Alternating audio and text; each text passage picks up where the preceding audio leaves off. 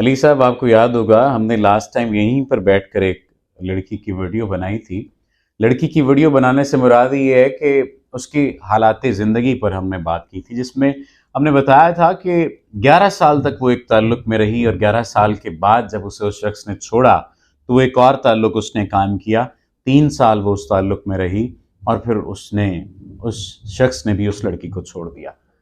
उसी केस से एक मिलता जुलता केस आया। यहीं सामने पर वो खातून मौजूद थी।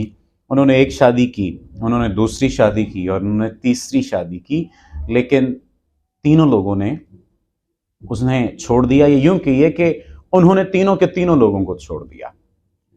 अब वो सामने बैठी थी और वो बहुत खुश थी। मैंने उनसे पूछा कि 3 लोगों से आपने अलहदगी ली है, इसकी वजह क्या है? कहने लगी, सर तीनों बेवफा थे।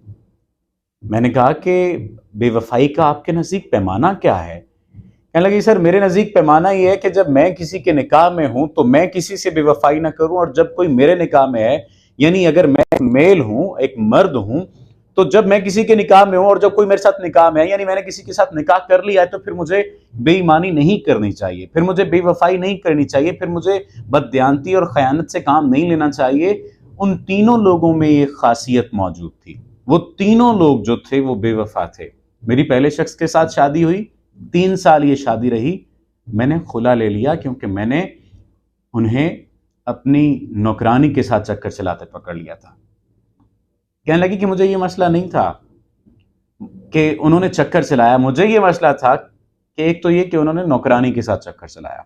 ठीक है, मुझे मालूम था कि उससे पहले वो दिल फेंक आदमी रहे हैं, लेकिन मुझे सबसे बड़ा मसला ये था कि वो एक तो वो काम करने वाली है, दूसरा ये कि आप उसी घर में, मैं मौजूद हूं उसी घर में वो मौजूद है, और आप मेरी नाक के नीचे ही उस खातून के साथ ताल्लुक कायम किए हुए हैं जो आपके कपड़े धोती है, जो आपके यानी घर के छोटे छोटे काम काज करती है। और आप मुझसे कहा करते थे कि तुम्हें ब्रश करने की तमीज नहीं है, तुम्हें खाना बनाने की तमीज नहीं है, तुम्हें फलां काम करने की तमीज नहीं है, जबकि वो काम करने वाली खातून थी और काम करने वाली खातून से आपने चक्कर चला लिया।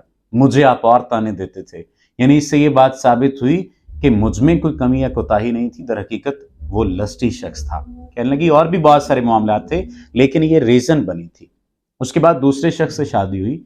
ये मुझसे उम्र में बड़ा था और ये बैरून मुल्क काम करते थे। ये 4 माह बाद आते थे यहाँ पर, फिर 4 माह वहाँ रहते थे, फिर 4 माह यहाँ रहते थे। यूं ये 2 हिस्सों में ज़िंदगी गुजारते थे, यानी बैरून मुल्क रहते थे और कुछ अरसा यहाँ पर गुजारते थे। मैंने उनसे पूछा कि आप मुझे अपने साथ क्यों नहीं रखते? तो उन्होंने कहा कि मैं चूंकि बहुत ज़्यादा मसरूफ़ होता हूँ तो इस वजह से। मैंने उनसे एक बात कही थी कि मैं बेवफाई बर्दाश्त नहीं कर सकूंगी। मैंने आपसे शादी इस वजह से की है कि आपने मुझे यकीन दिलाया कि मेरे अलावा कोई और दूसरी औरत आपकी ज़िंदगी में शामिल नहीं होगी। कहने लगी कि मुझे इस बारे में जब इल्म हुआ कि दूसरी औरत उनकी ज़िंदगी में शामिल है, मैंने उनसे पूछा। पहले तो वो माने नहीं, फिर उसके बाद जब तस्वीर मैंने उनको दिखाई कि ये देखें ये तस्वीर हैं, तो फिर उसके बाद वो मान गए।